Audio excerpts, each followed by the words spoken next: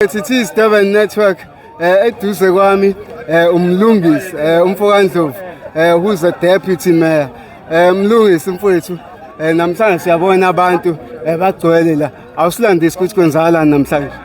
Ngiyabonga kakhulu mfowethu ngibonge nethuba abantu basemthwalume namhlanje noma iSouth Coast nje yonke iphume ngobuningi bayo ukuzoqinisekisa noma kuzohlaba ikhwelo lihlatshwa izwe lonke ukuthi abokufika abahambe liqondile nje igama abokufika abahambe ukuthi uze ngasiphi isizathu ngoba balobe besitshena ngamaphepha hayi lamaphepha nawa asinazo ubuqiniso bawo sithi abahambeke abantu nathi njengabaholi sogcwalisa nje lokuthi ke okuhlukumeza umphakathi wethu nathi kuyasithinta impela.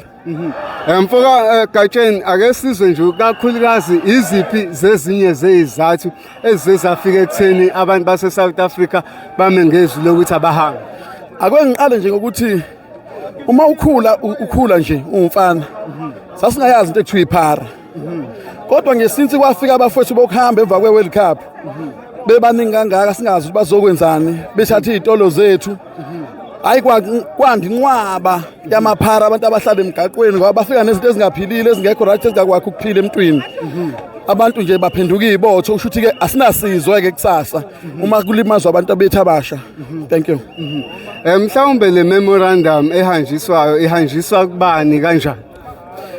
Umphakathi ke lewala emthwalume uhlangane noMarshall Mash uyambisa imemorandum uyambisa kumasipala waseMzumbe njengesifiye sikahulumeni.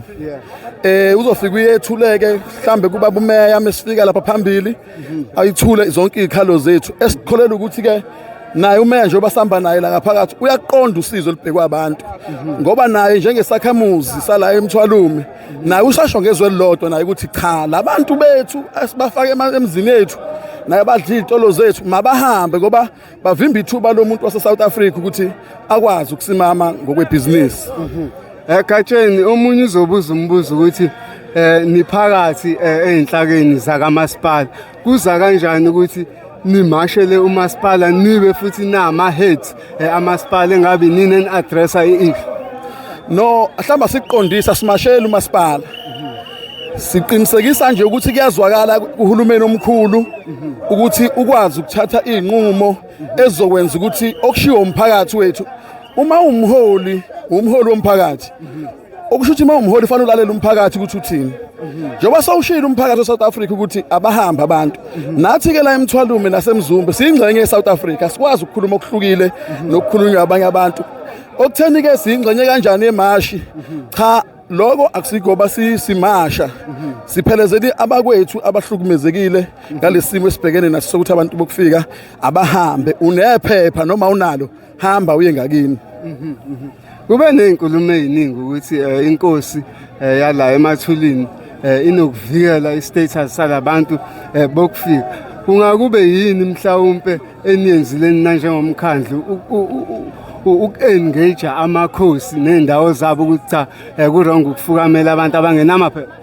Asiqale ngokuthi ke noma ngesona isikhulumi sokukhulumela komkhulu kodwa kwamanye ama-clips ngakuzwa kucaca ukuthi inkosi yasho nayo yathi wonke umuntu ongenalo iphepha akahambe la kodwa sikusho lokuthi labantu abahlali komkhulu bahlala emzini yabanye bethu okuyithi esibarentisayo ezitolo zethu ezinye izitolo ezindala ezazivele zikhona kodwa namhlanje seziphethwe abantu ngoba ikomkhulu alikwazi ukubeka umuntu okuhamba umuntu onebhizinisi ofika athi ngicela isiqashisa ngesitolo sami ngenxa yesimo somnotho basuke ezofuna imali. Asibanga isikhathi sakho. Ngiyathokoza kakhulu ngiyabonga kakhulu.